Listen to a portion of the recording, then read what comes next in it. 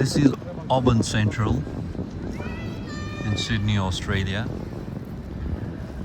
I'm just trying to show the presence of Nepali diaspora here in Australia, Sydney, specifically here in Auburn. You can see grocery stores, respectively, in these buildings, all around here. Grocery stores, restaurants, jewelry shops. This all shows that Nepalese people have a strong presence here. I'm also an anthropologist. My master's degree was in anthropology, and I have been doing researches in migration, concentrating on topics like globalization and diaspora migration, transmigration. So it is a matter of great interest to see how these Nepali terminologies are being circulated through hoarding boards. Both they are using it in English and Nepali language. Devanagari font, you can see. So this is how the globalization is happening. There is a beautiful restaurant out there, Moksha, right, which is a very popular term in Sanskrit, in Buddhism, specifically referring to nirvana, right? But it's a very popular term. Even in Nepal, many different restaurants have the same name.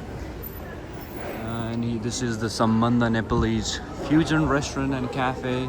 So they're all Nepalese people, also people from other countries like China, Philippines, Korea, Japan, and Pakistan.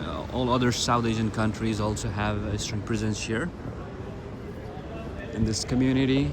So there is a Pindi supermarket. Maybe this is from India or Pakistan.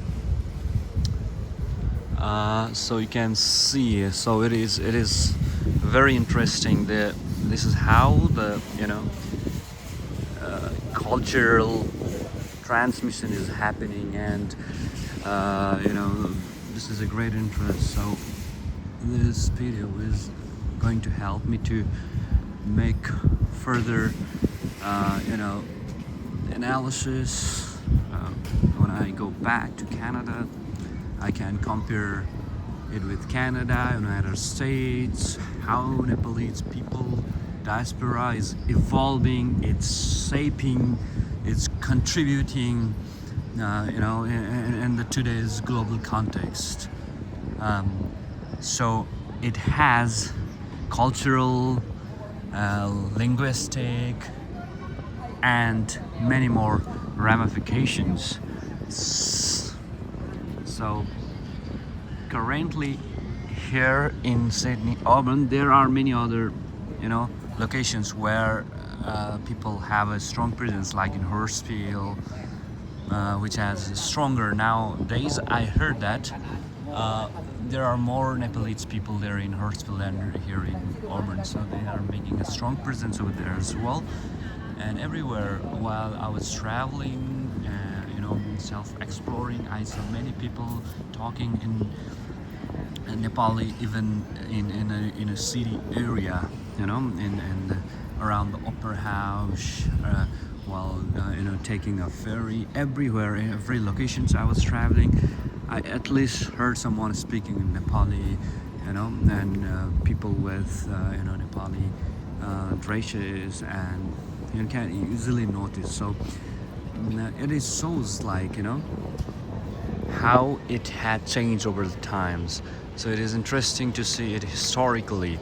It might feel like normal for many people who has been living here and who are recently traveling, for many people, but it is of greater importance. If you see 100 years back, Nepalese people barely migrate outside of Nepal. They could hardly do it, but in a short span of time, in past couple of decades, it's changing, and in the last 10 years it has drastically changed, and their presence is getting stronger in different first world countries, not only here in Australia.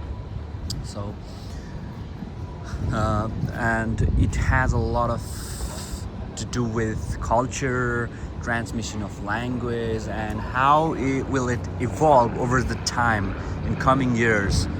Because many people who are born here will have a new challenges because they will have a Nepali culture at home, and they will have a Aussie culture, which they have to adapt in order to become successful, but at the same time to maintain their heritage and not to forget their culture, their roots, and in a new place. I know there are many organizations, communities, groups who are functioning, strongly and contributing to the continuity of Nepali culture, and which helps new people to learn it who are born here. Anyways, this is a very important thing and a beautiful part of globalization and a matter of analysis. So I think this video somehow will help other people who are interested in this topic, and certainly this is a clip that I'm going to use later for my own research. Goodbye for now.